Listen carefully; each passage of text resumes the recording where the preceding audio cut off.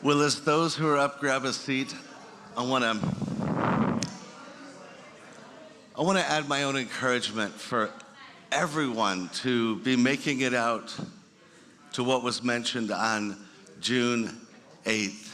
If you are in the city of Los Angeles on June 8th, be here. We have really two significant elements to that celebration that we've been working on for a long time when we saw that, oh my, this church began in 1974. That makes this year the 50th year.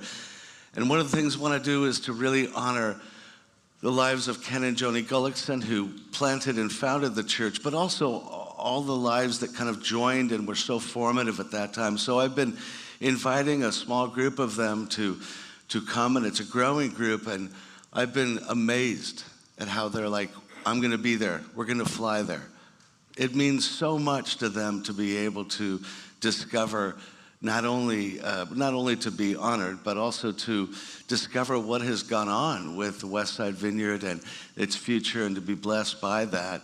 But also, we're going to culminate in the installation of Josh Shaw as the next lead pastor of this church. So it's significant and blesses you. And what's so unique about it is that we see this as an opportunity for the earliest lives, the formative lives, the beginning, to be blessed by seeing the future that lies in Josh and the future of the church to come, but also for Josh to be blessed by, and the future of this church, which is you, to be blessed by those that were there at the beginning. So a very unique time, and I want to encourage everyone to be able to make it. And because it is a time in which there is a significant transition in leadership, I've been privileged to be able to lead this community for over 33 years. That's a long time. That brings significant change in itself.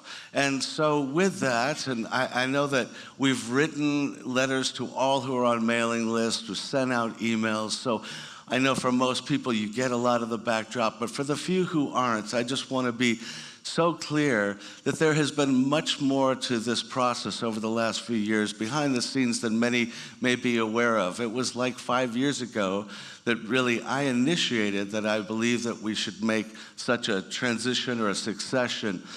And that is not because of any element of wanting for myself to leave in any way. It really grew out of the clarity that I believe deeply that we need a generational shift in leadership. And my experience over many years is that pastors wait too long to make that generational shift. So realizing that I'm in a position, I have the opportunity to be able to do that, to want to see that. And secondly, because I believe that the leadership of the future will be served by somebody else who brings their own gifts and their own distinct strengths that will serve best for the next stage, the next season, which is the one that we all will share in. And so I believe that God has truly prepared Josh and Brianne to be the ones to be able to lead that. And I've shared a list of their strengths and the ways that God's prepared them and the amazing things they bring to that I won't go into today. But I want you to grasp that this is something that God is very much doing. And we thought it would be good to be able to take just a short series over the next 3 weeks to talk about navigating new seasons.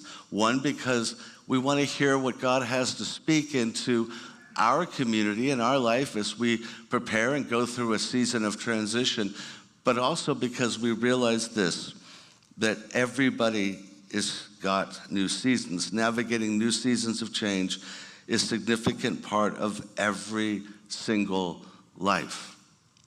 When we're young, it might come as the changing of a school, where it's like, oh my gosh, everything around me, friends and all changes. It might be changing locations. It might be dramatic changes within family. It can come in slow ways that just kind of catch up with us, which can be just the changing of culture around us. A lot of people feel like, I don't even know the world I'm living in right now. It's so different than it was at an earlier stage. And I'm trying to figure out how to just be in a new season of the world I live in. Or maybe something like, I don't know, a global pandemic that brings a lot of change, and we all think, oh, well, we're out of that. But in truth, every one of us knows that life hasn't been quite the same. There's something about life that's just, how do I reorient myself? I feel a little disoriented. That's a part of a season of change. It can also be that which develops very slowly and naturally, like just the stages of life, where suddenly you go, I'm kind of at a different stage of life. I hear some of you laughing awkwardly almost, it's like, yes, you know that. And you just realize, at this stage, I just knew the world and how to live. I feel a little disoriented in this next stage of life. But it also can come through dramatic ways in which there's a change in our employment. And it's like, wow, I was always doing this and it meant this and now I'm not. And it changes relationships because of that. Or there's other changes of relationships, a death, a divorce, or it can be a change in health. All of these can bring times in which we go through a big change. And we're trying to kind of figure that out and how to really understand life going forward in a wise way. The truth and the kind of irony about change is that if we were just to talk about change, people are kind of like, yeah, I'm up for change. There's always something exciting, right? There's always things that you go like, yeah, some new possibilities. I see some new potential in life. I'm up for change. And then we start into change, and the problem is it involves change. I wanted this, I just wanted the potential to change. I didn't want to have to go through change. And so change is not as easy. In fact, it's been said, and we need to grasp this, that change is inevitable. But the second truth is, no one likes it.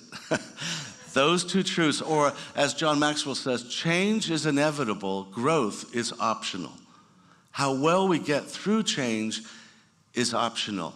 How we navigate it, how we develop and grow rather than just get stuck is what can be something we need and want God to speak into.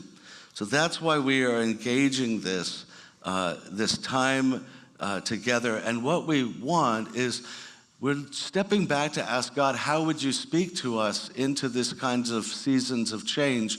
And what we find is that the whole story of God working with humanity has been one in which the people were constantly going through major seasons of change, and God was with them in it. And that is what I hope to have us grasp more than anything else, is that change is inevitable, but what will pull us through seasons of change is grasping afresh that God has a call on our lives. And that calling is what we need to grab and pull and hold on to. It's kind of like I was thinking this morning, like when you learn to ski and you start off with those little rope toes that are horrible. They're like so dangerous, but you kind of hold on to the rope and it pulls you up that little bunny slope and your skis are right in the ditch. So you don't really have to hold on much because the skis are just going through the ditch until they're not, until there's something that isn't quite as set. And then all of a sudden they peer off, and what do you need to do? Grab and hold on tight and get yourself back on. Sometimes when we feel like things are getting off, what we need to do is hold on tight. But now what we find in terms of how God speaks to this and speaks to seasons of change is that the Bible doesn't provide like a manual for it. There is no place where it says, okay, let's go through how we go through. What we find is that God is with the people, and we learn some things from seeing what they go through. And this is what the Bible does often, is it speaks of how God worked in history, and that we can look back at those lives and we can learn something from them. And particularly, as many of you are familiar with, there are those lives, some are referred to as the patriarchs of the faith, the fathers of the faith, the heroes of the faith. There are those lives who God raised up that are so much a part of the story that people would look back to them and look to them and say, wow, what have we learned? How God was faithful, how God led, how these people met God in that time. And of course, the one that stands out and above all is the one that's referred to as the father of the faith, which is the life of Abraham. Some of you are familiar with the life of Abraham. He's the one who God first calls out to and calls him to himself and begins to give him a calling out to create a people who God would uniquely use to bless and transform and redeem the whole world. And we find these words in the book of Genesis, in Genesis 12, where it says this: the Lord had said to Abraham, "Go from your country, your people, and your father's household to the land I will show you. I will make you into a great nation, and I will bless you. I will make your name great, and you will be a blessing, and all peoples on earth will be blessed through you. Go from your country, your people, and your father's household to the land that I will show you." What a simple statement. I mean, just so brief. But you and I need to step back and realize there was nothing simple about this for Abraham. Like, at all. Like, just think of the statement. Leave what? Leave your family. Leave your household. Leave everything that's familiar. That's not simple. That is like, wow. Like, I need to leave that to what? To reach the place that I'm taking you. And by the way, and we begin to see this and need to see this, along the way, you won't really know yet where you're going to be. Like, that's built into this. Did you catch that? I will show you. Okay, how about we define everything up front? No, it's not all defined up front. You'll go through that, but ultimately it leads to what? A very clear place that I have for you. I have purposes. You need to trust them. And so we begin to see this sense of you have to leave, you have to be in a time where you won't really completely know, and you'll be on the go, and then you will arrive at a place that I have for you. And he begins to speak into this. And we find this in the book of Hebrews, where in the New Testament it looks back and it speaks and lifts up Abraham, and it says this, Hebrews 11, 8 through 10. By faith, Abraham, when called to go to a place he would later receive as his inheritance, has to go, he obeyed and went, even though he did not know where he was going. By faith, he made his home in the promised land like a stranger in a foreign country. In other words, he had to have this kind of disorienting dynamic as he's in that process. He lived in what? Tents. They had this sense of things weren't settled yet, as did Isaac and Jacob, who were heirs with him of the same promise. It's a shared promise that they are all living into and moving towards. For he was doing what? Looking forward to the city with foundations whose architect and builder is God. What they're saying and grasping is that what set him apart, how Abraham becomes that father of faith for all of us, is that he was facing forward. He was looking towards what God had. That's what helped him to be able to make his way through this tremendous season of change. And ultimately, as it says, he was looking for what God was ultimately doing. It was a mystery in part to him, and it would not be ultimately fulfilled until God led all the people into the land, and yet still there was a great need, even when they were in the promised land. And they could not fully meet all that God had, because God had a Messiah who would come and become the ultimate one leading that change, and the ultimate leading into the truest of promised lands, which is God's eternal kingdom finally redeeming the whole world. That is the ultimate promised land. But in this journey with Abraham, he is stepping out with the faith he has, and he is looking forward. And what we see here is this process. We see that there is a process that he's about to go through, this process of leaving, this process of the unknown, and this process of landing. And so the first and larger thing that I want us to grasp about going through seasons of change, whether they be us as a community going through a change in leadership or any season of life, is that it's a process. And the first point is this, that we need to embrace seasons of change as a process of transition that involves an ending an in-between time, and then the beginning of a new season. And I want to say that I'm indebted to and want to share, as I have with the core, some of what is brought forward by William Bridges in his book, Managing Transitions, where he reflects upon such stages. And he says this: change is an event, but transition is the process you go through in response to the change. In other words, there is this sense of, okay, there's a change. You can put it in a sentence, you can define it, and saying we're changing from this way of doing our work to this way of doing our work.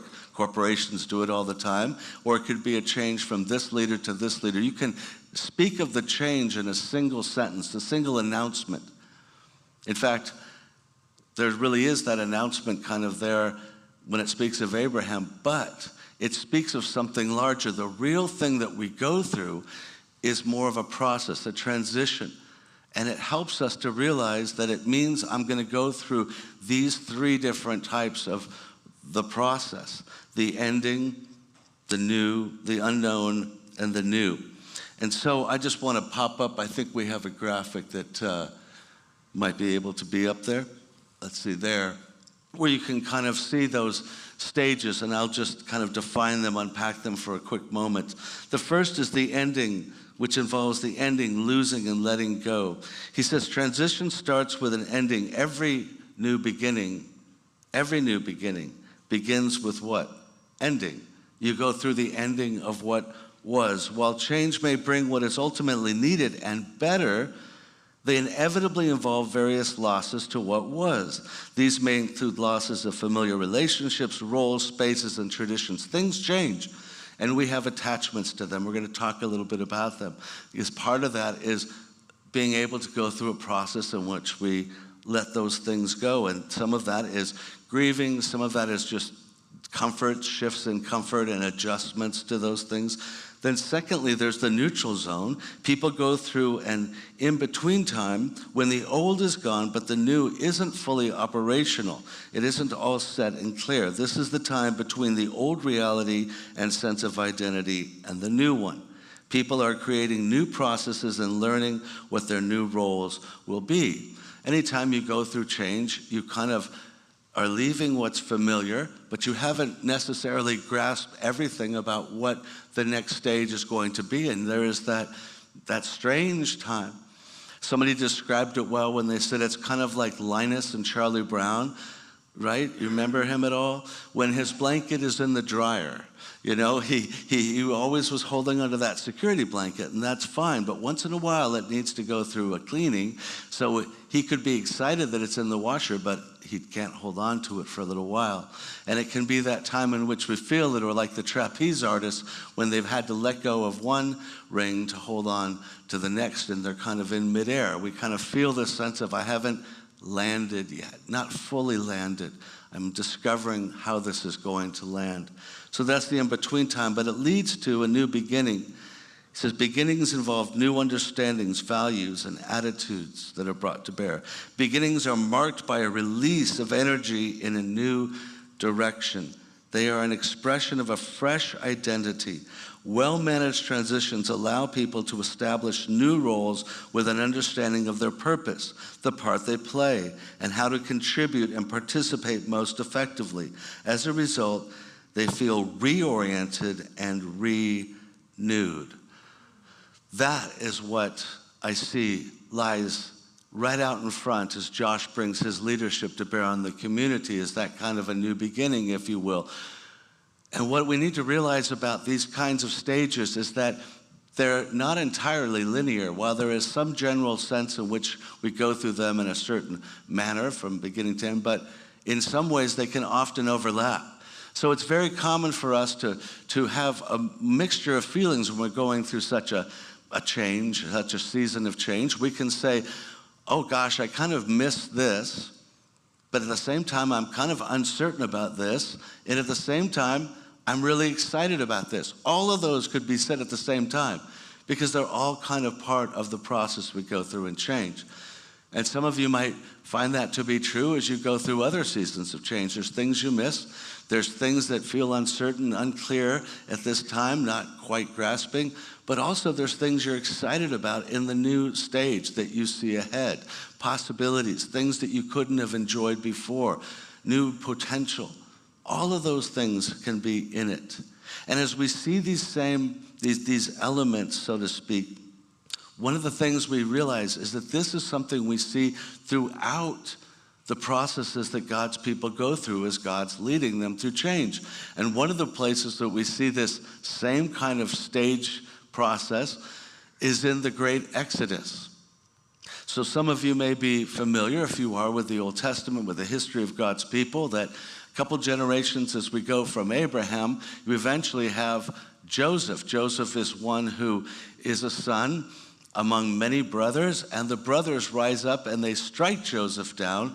They basically want to kill him, but they decide to just sell him off to some traveling slaveholders who are headed off, and he ends up in Egypt. Not a good situation. But he rises up eventually in Egypt and becomes kind of the chief administrator, and it comes at a time in which a great famine comes to the whole region.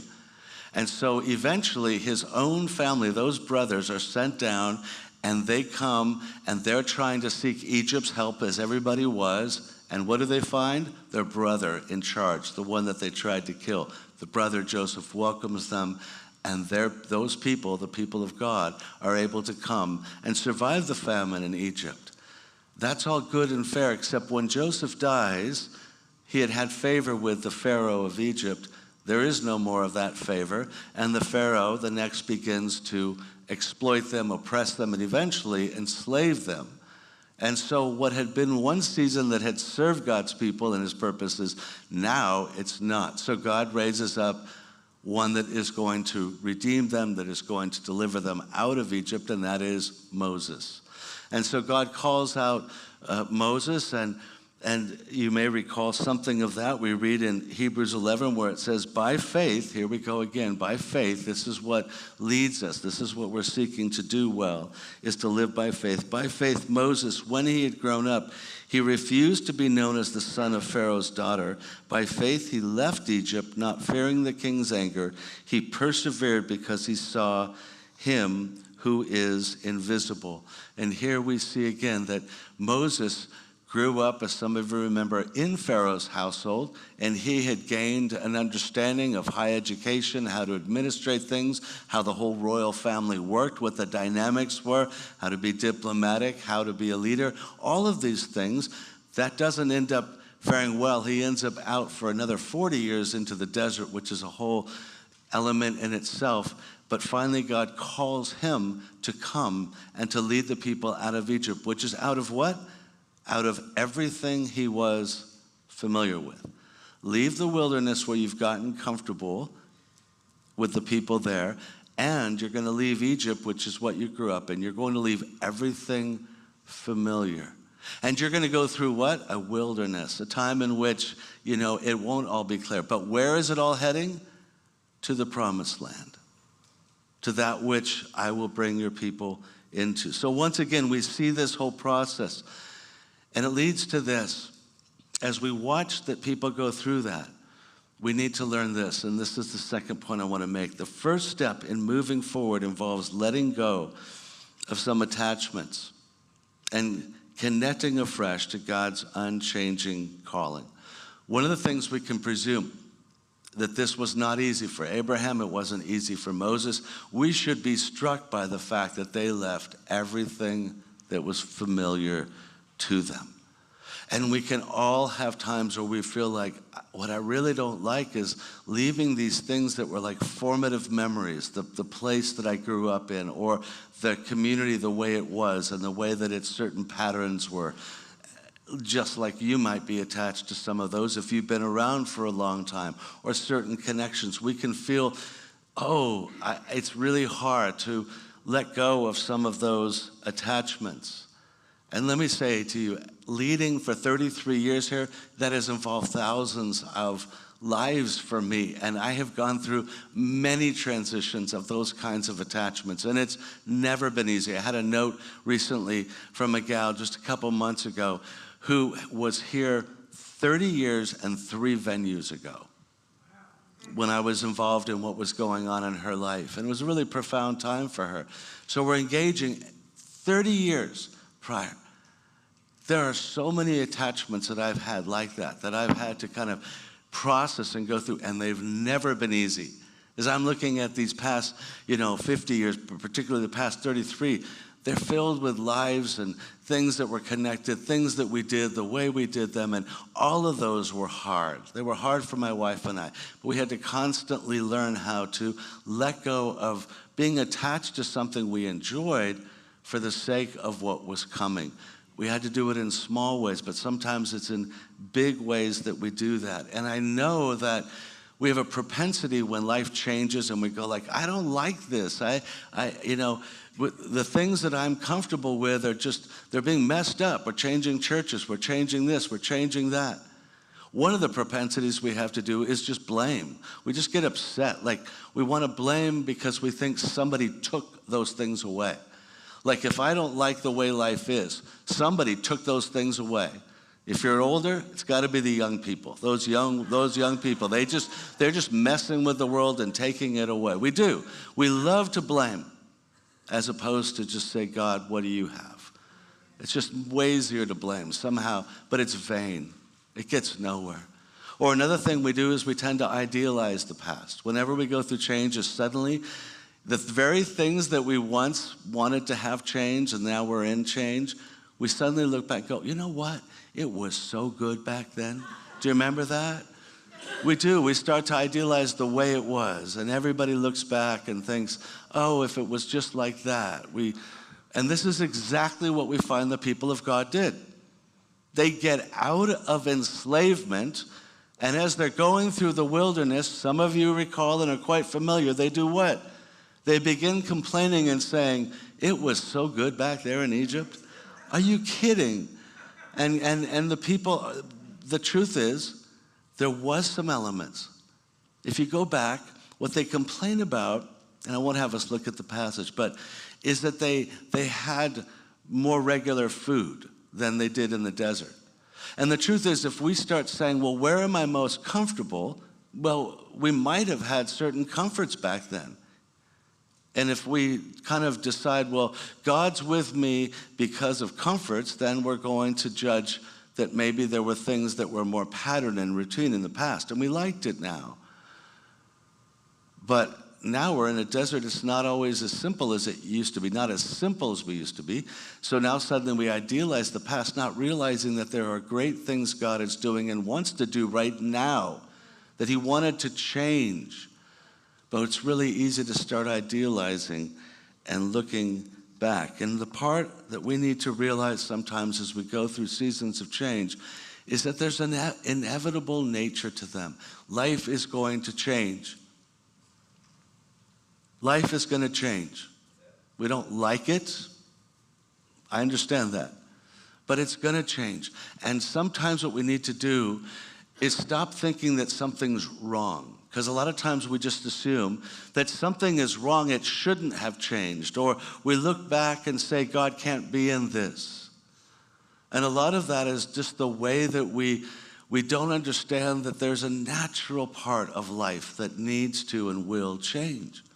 I remember somebody coming to me once and saying, I'm thinking of marrying this person, but honestly, I don't quite feel with them the way that I did about my first love in childhood.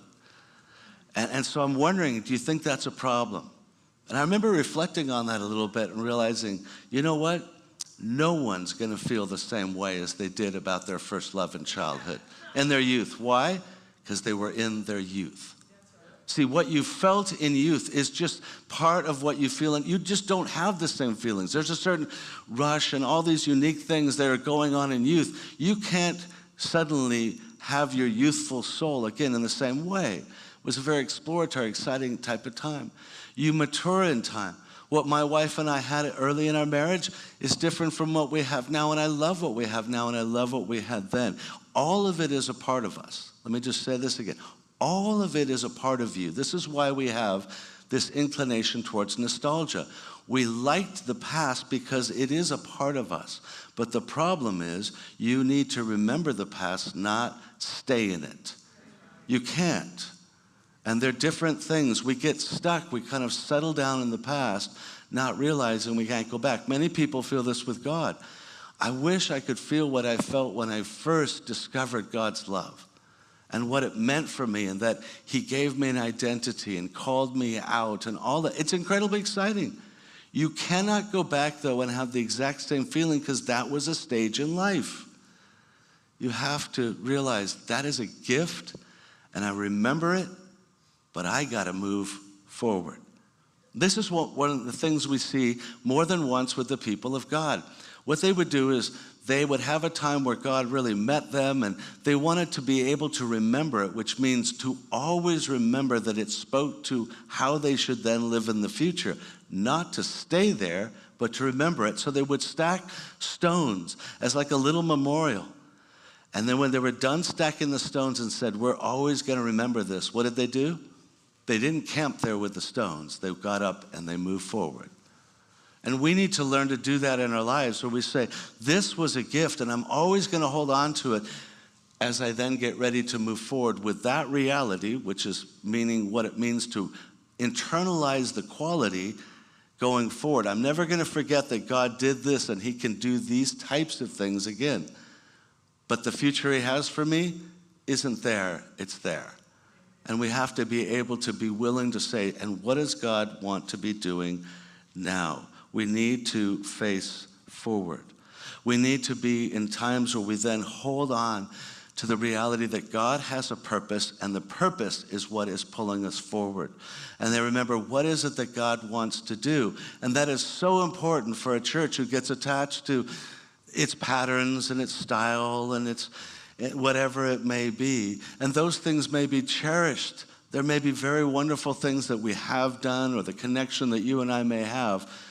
But the ultimate question is, how do I take hold of what God's ultimate purpose is? See, the purpose of the church does not change. It is to be people who embody the Father's heart. That we are people who embody the Father's heart as we embody Jesus. We are people who care for a lost world and welcome God's continual process of finding his lost children. Becoming the kind of people who were the one, for one, we would leave the 99 to find them. That's the kind of heart that God has. That we embody that and become those kinds of people who both love God, but also love the fact that he wants to continually seek those lost children. That doesn't change. The question is letting that work its way back into our hearts afresh, holding on even tighter to the fact that God called you. He called you to that, and he still calls you to that. And the future needs to be about it. Whatever age or stage you might be at, that's what he's doing. Thirdly, when we leave some of what may be familiar, we need to embrace the opportunity to exercise faith and experience dependence on God. I include this because one of the things that we see throughout these stages is when people are in that process of change, they're in a sense more dependent on God. Because once you have the familiar, you kind of get used to it. You kind of enjoy that familiarity. You feel a little bit, you might say, in control of things. But when you go out of that, when you're in a stage in which things aren't so settled, the familiar is changing, we feel a little less in control, which puts us in a position to be what? More dependent on God. So yes, they had their 3 meals when they were oppressed and enslaved, but now they're like, okay, we're in the desert. What are you going to do, God? And God says, I'll provide manna. But it's only going to be daily. You're going to have to depend on my provision. Oh, my. Really? Like we have to depend? Yes. And the same would be with water. And we could go through all the ways God provided for them. But the dynamic was, God was after this. I want a people who become more dependent on me, who have greater sense of faith. So living with some uncertainty, we don't like it, it's not comfortable, but guess what? It can be an opportunity for saying, okay, God, I need you to be providing along the way. Things aren't as settled as they used to be, and maybe it's in my health, my finances. Like when we're unsettled, we need to see that, okay, this is an opportunity for my faith to grow, for me to get back into a profound dependence on God. And that's a part of it. And finally, number 4, we need to embrace how different leaders serve different stages in the journey. And realize as we look back upon the times in that God was working with his people, that every season can serve its own time. And different leaders can serve different stages. This was what becomes so clear as we see this process lead out of Moses leading the people through the wilderness, and he is the leader that God had so clearly raised up to be able to do that.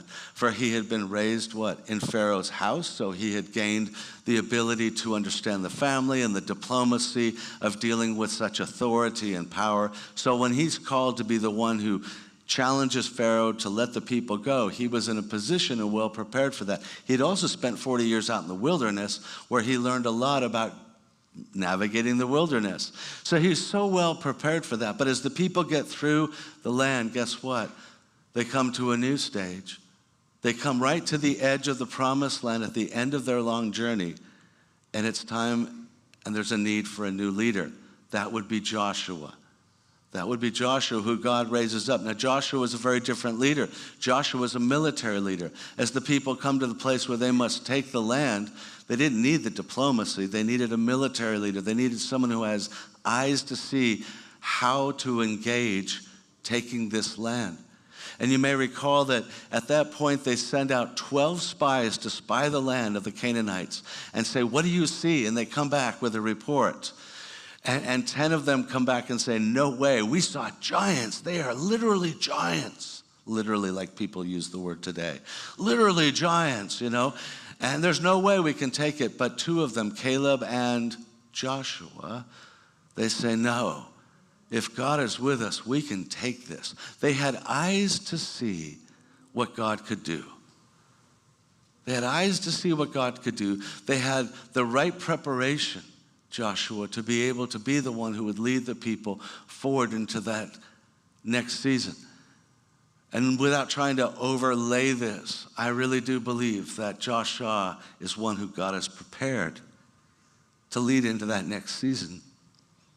Has those eyes to see, has the skills and the things to be able to guide well into that next season. In different ways, there are different seasons and different leaders leading into those seasons. What I want us to grasp, though, as we close is this. The question that we go through when we go through seasons of change, the ultimate challenge, the underlying challenge is this. Are we still able to move? Are we still able to be those who can look forward? Did you notice in every single account, the focus was on what? Look forward. Look at what I'm doing.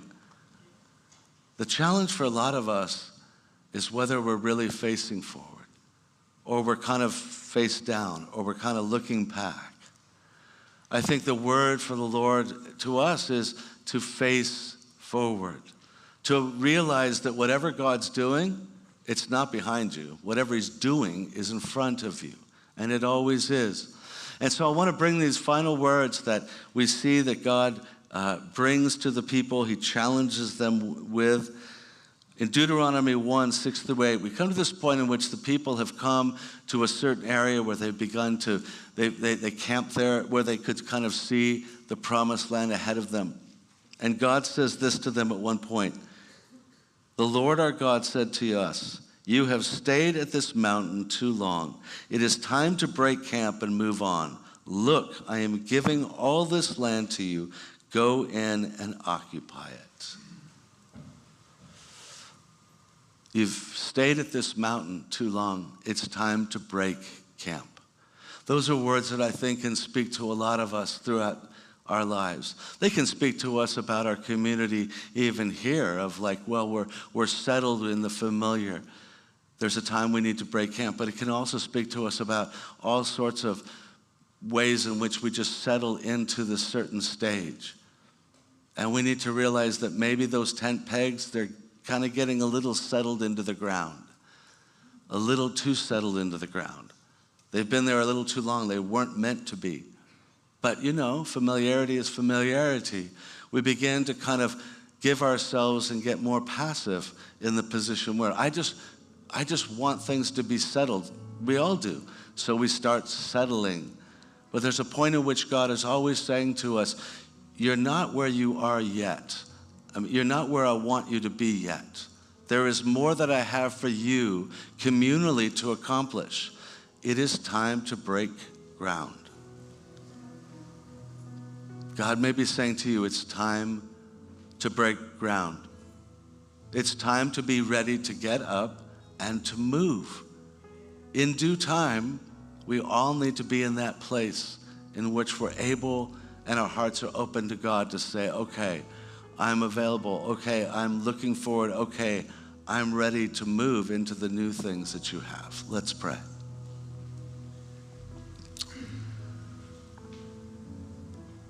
God, as we think about our lives, and you know that we're creatures who you've gifted us with familiarity. You've gifted us with many things that root our lives. Families, households, so many things that stay the same every day. But you never want us to be settled in this world. You never want us, as you've said, to be believing that this is our ultimate home as it is. So we pray that you help us to recognize that life as it is not the end space. We open our hearts to just let you call us forward.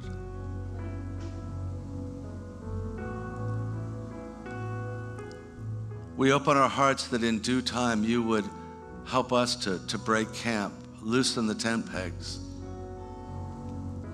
roll up some things, and get ready to move.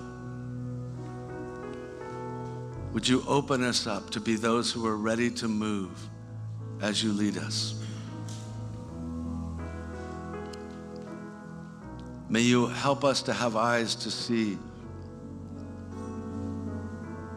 that there are things ahead for us, things for us to do within our lifetime. May you help us be those who could come to that place like Abraham and Moses and David, like those who lived out their lives, and it was said of them that they served your purposes and finished what you had for them to do. May we be those who are willing to finish what you have for us to do,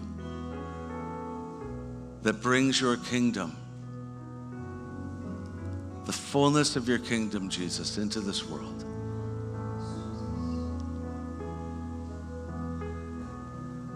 And then we can know that we will have served those purposes well. We pray in Jesus' name.